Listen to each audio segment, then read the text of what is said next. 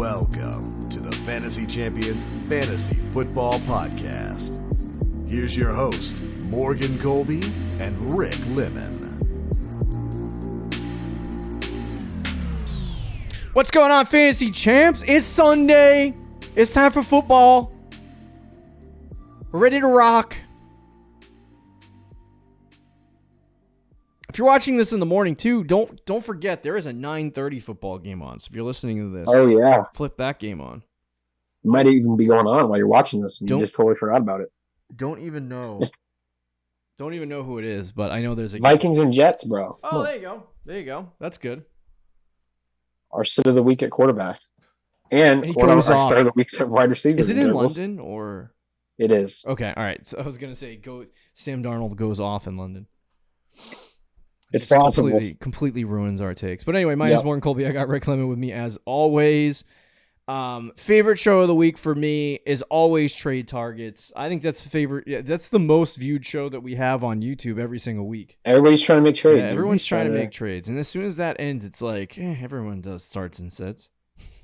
Right. It's like, fight me, guys. You got to get the content.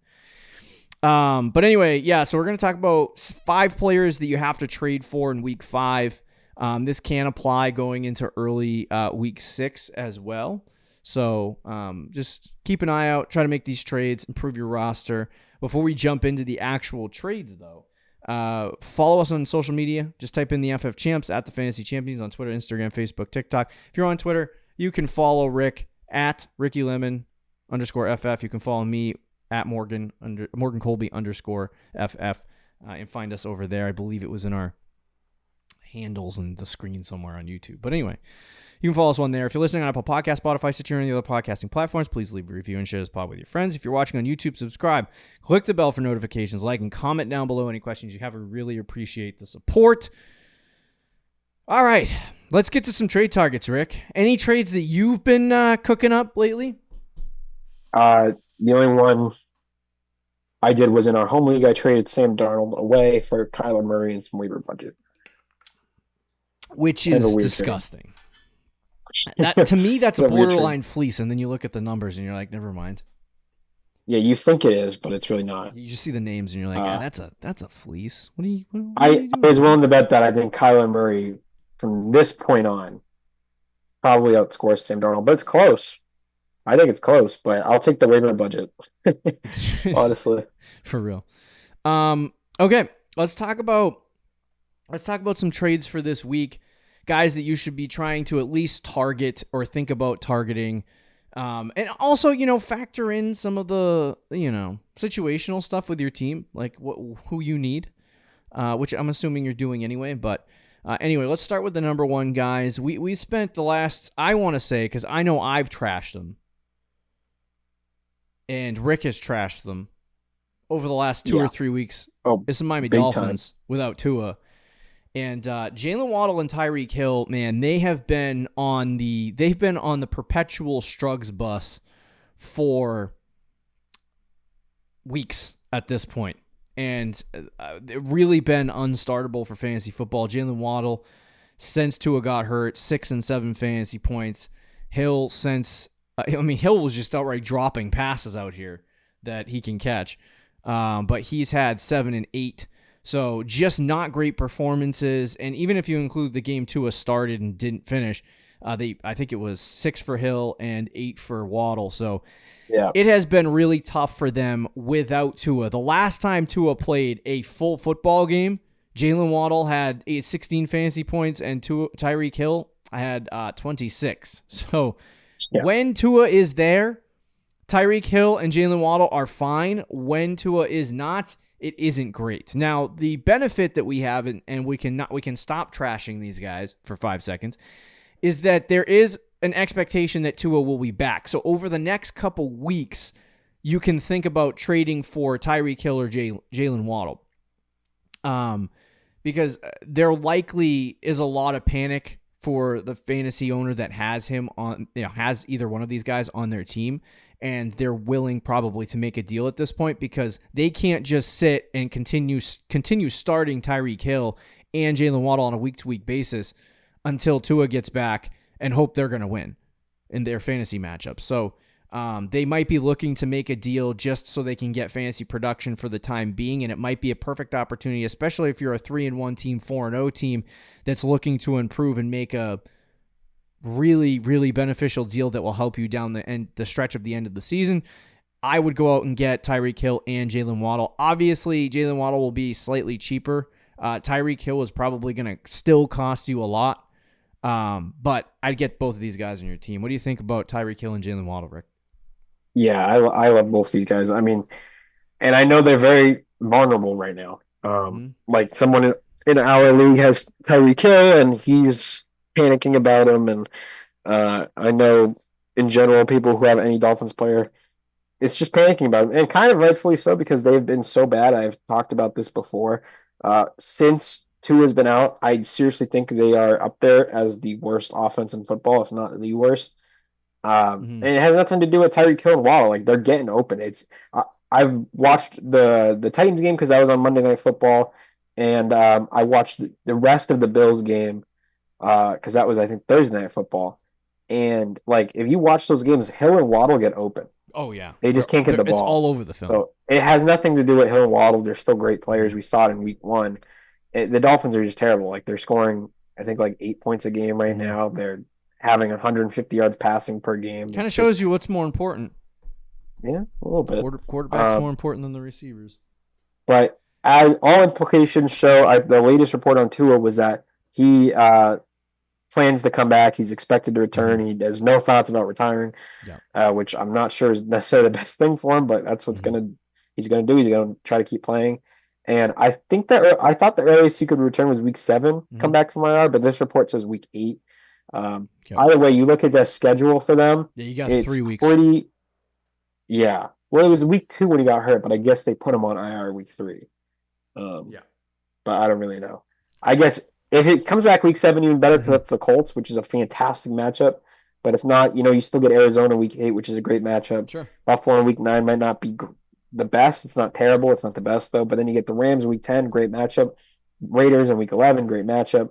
And then it's kind of on and off from there. But you get a couple games in a row where those guys could really go off. And I think you just have to be patient with these guys if you have them. Sure. And if you don't have them, look to target them because those teams are definitely getting very annoyed with having any Dolphins player on their team.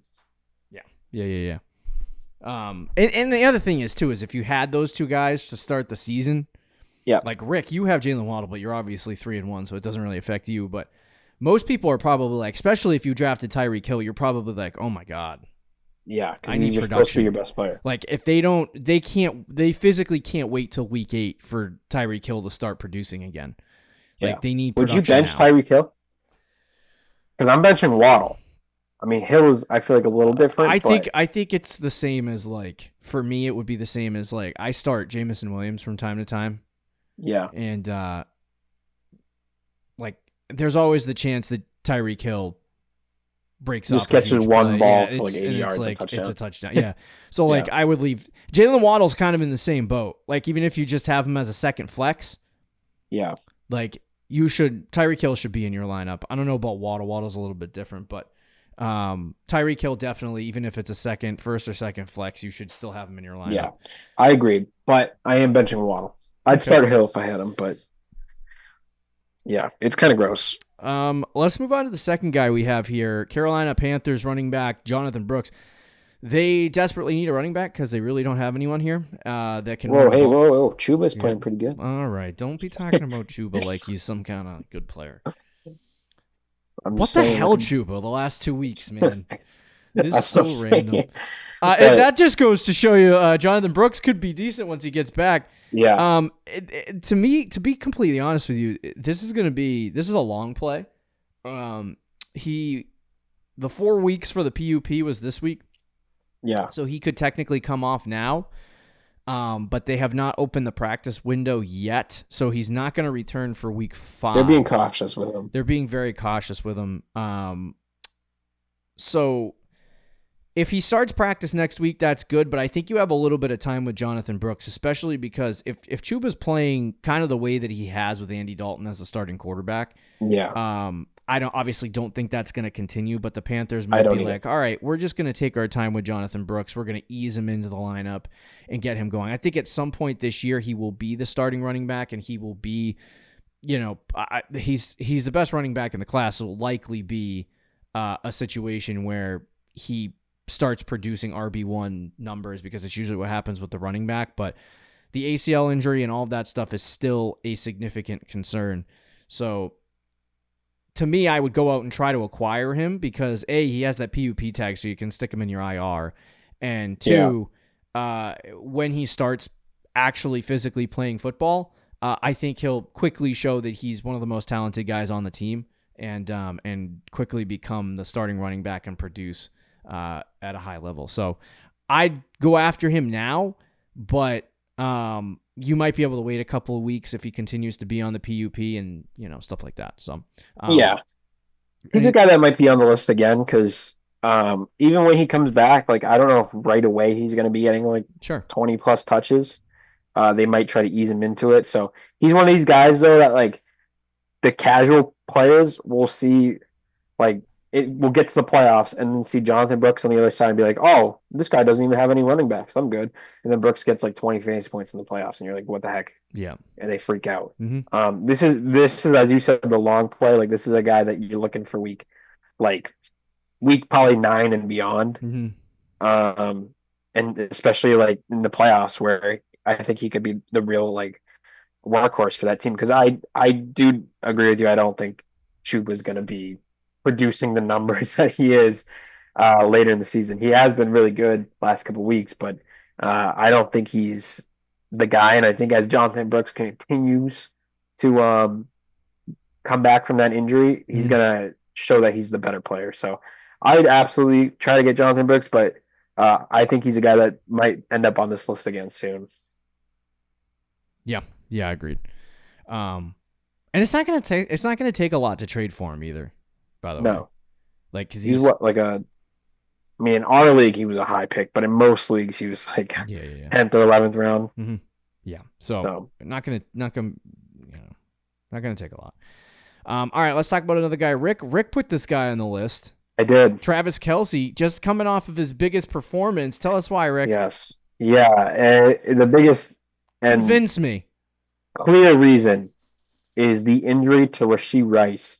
Through the first couple weeks of the season, Rice has been the clear short yardage go-to receiver. Like he's getting double-digit targets every third down. It's going to Rashee Rice. They're setting screenplays for Rice, and he's been a beast.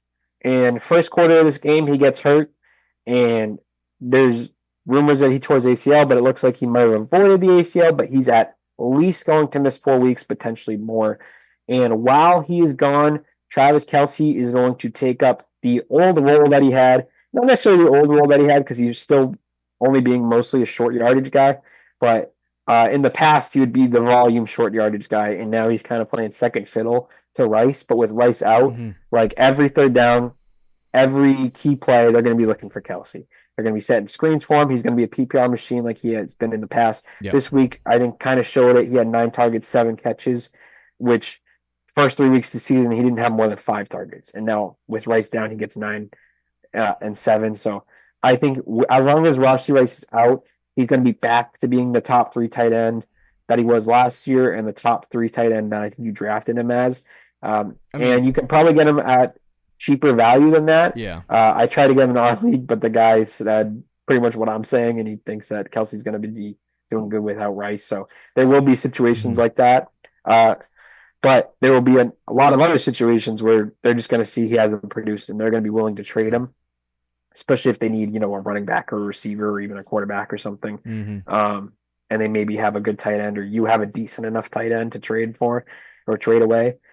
So I think Kelce without Rice is going to be putting up about 15 points a week, which for the tight end position is like top 3. Saving things. He's about the only thing that the Chiefs have left. Right. And people are going to say Worthy, like Worthy's going to take this huge jump without Rice. I think you might see a couple more targets from him. Like he's been at 4 a game pretty much the whole season, but he's not, that's not his, like he's the deep ball threat. He's not going to be the short yardage guy. Like that's Travis Kelce. Yeah, for sure. Yeah, those are very valid points. I would have said to buy him before he had the big game because I think it's going to be harder for. It would have been easier to do that. Yeah, I mean it's still worth trading for him because if you can get a deal done and get him on your team, about 0 tight ends are doing anything this year.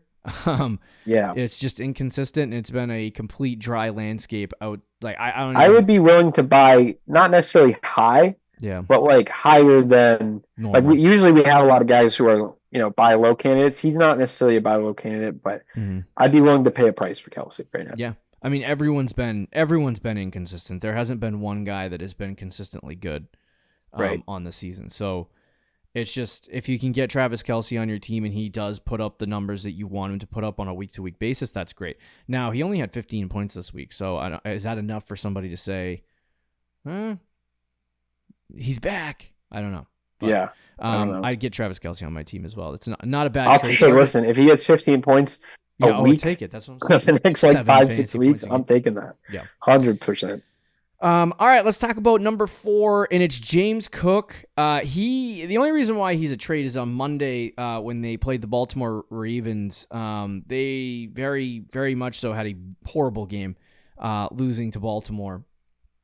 But James Cook kind of fell prey to the game script just because they fell behind so quickly. Josh Allen just had to sling it the rest of the game, and he only had 9 carries, 39 yards. He had 1 catch for 9 yards and put up 5.8 fantasy points. So he struggled in the game. He had 56%, snap percentage. He's not a great pass blocker anyway, so they probably swapped him out and gave the other 50% of his reps to Ty Johnson. Yeah, Ty Johnson. Ray Davis. Ray Davis, who one of the two corpses that can just take blocks. But anyway, so because of this bad game he had this past week, I think it makes him more of a viable trade target if you can acquire him. He's had 13, 28, and 18 on the season. He's the RB12, which is kind of where I think he'll end on the season, between 10 and 12. But yeah, I think just based on this bad game, he can be a buy low for you. He's still going to be valued high because I don't think teams are going to think that negatively off one game. But it's not like he's been this elite top-end running back in fantasy football so far. So he might be cheaper to get at this point, and you can use that 5-point game to your advantage. Yeah, and I think I'm actually even higher on Cook, and you were the one to put him on this list. Mm-hmm. I think he could be top 10 rest of the season. Yeah. Even week 2, he had 28 points, and he didn't even play the fourth quarter. They took him out of that game. So, and then this week 2 was just a really bad game script against Baltimore, which is going to happen. But even then, he was still kind of efficient, way more efficient than Ray Davis, at least. He had 9 carries for 39 yards. Ray Davis had 7 for 11. Yeah. So I think James Cook will continue to get more work, and kind of like he did in week 1 and what he was doing in week 2. And even week 3 against Jacksonville, another blowout game that, he didn't play. I don't think he played the fourth quarter in that game either. Oh, wow. So I know they took Josh Allen out so he hasn't had a game yet this year outside of week 1 where he's been in the game for the whole what time, yeah. For the whole time. Yeah, and he's not going to be in the game for the whole time. He's not a pure workhorse. Ray Davis will get 5 to 10 carries, and Ty Johnson will get a target or 2 in the passing game. But Sure. the 61% snap percentage that he got in week 1 and the 22 touches, he should be at that mark. But you look at the last couple of weeks, 12 touches, 15 touches, and 10 touches. Yeah. Those are some of the lower end marks I think he's going to get all season. So I would buy James Cook while you can. I think he's a top 10 back, especially in PPR. He only had 1 catch this week. I don't think that's going to continue. I think he's going to be more in that 3 to 4 catch range. And he's a touchdown threat every week because the Bills offense is at a high level right now, even though it didn't play well against Baltimore through the first 3 weeks. It was very, very good. So I would buy James Cook for sure. Okay. Yeah, I like it. Number 5, finally, Brandon Aiyuk. Yeah, your guy. I don't even know if I want to have him be my guy anymore. He's been tough. He signed a big contract and said, you know what? I don't want to play here anymore. 4, 8, 9, and 6 fantasy points so far this year. He's been on the struggle bus, man. It's been tough for Brandon Aiyuk, and I think the person that has Aiyuk is probably sitting there going, I mean, wide receiver 59 through 4 weeks is not what we had pegged for Brandon Aiyuk to start the year, so that's not great. But he's just been inconsistent. He's been all over the place. There's been reports of him in practice getting yelled at by what's his name, head coach Kyle Shanahan. Kyle Shanahan. Thank you. And so he just doesn't seem like he's connected to the team at all. He just signed this contract, so you think he would be like, okay, I'm good.